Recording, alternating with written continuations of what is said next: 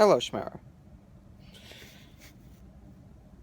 Now, to begin, let me just say I completely understand what you were saying about not wanting to go out there to record your ukulele video because it's all cold and stuff. Because, normally I would try really hard to walk around the Boston Common and stuff, make it all scenic and nice, kind of like you. But, it's really freaking cold and stuff. So I'm just gonna be doing it in front of this poster. I want to believe. We've been talking about old games a lot lately because you're working on a project that heavily involves old games, and you probably wouldn't mind if I said specifically what the project was, for multiple reasons, and especially the fact that nobody watches this. But regardless, we've been talking about old games a lot, and you playing SNES games and looking at Game Boy things probably partially inspired me a little bit to do something I might have done anyway, which is play Fire Emblem.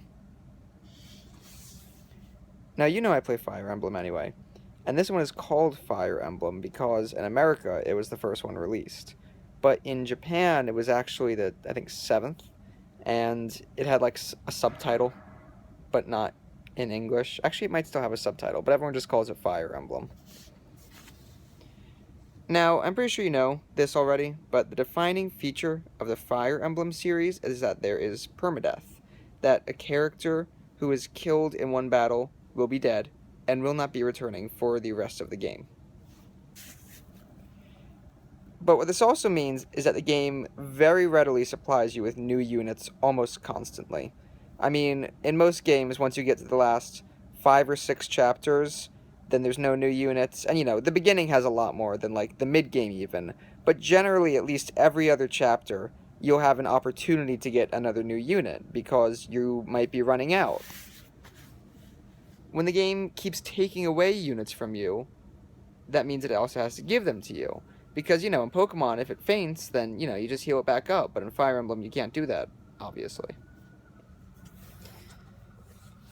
I just think it's an interesting concept, especially for completionists like me, I would say, because I don't really let my units die.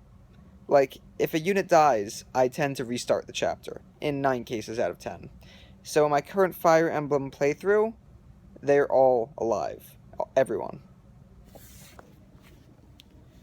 Although, what this means is that I have a lot of characters benched, just not really doing anything for the entire game. And this is something that I talked to you about that I thought would be an interesting perspective, is that in this game, all of these characters are being recruited for my army, and the vast majority of them are going unused. And it kind of makes me wonder if I'm playing the game wrong, and if I kind of almost should let a few people die. The whole point is that these people are willing to join your army. They're willing to dedicate their lives to you, more or less. And I never use them. The whole cinematic thing, almost, I say cinematic, The whole cinematic thing is that these people are willing to do anything for you, and I'm just benching them because I've already filled up all the ranks.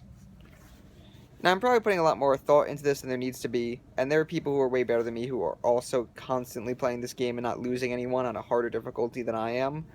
But still, I just think that it's interesting. It's a game about you forming an army, and then in my playthrough, just so much of that army ends up going unused.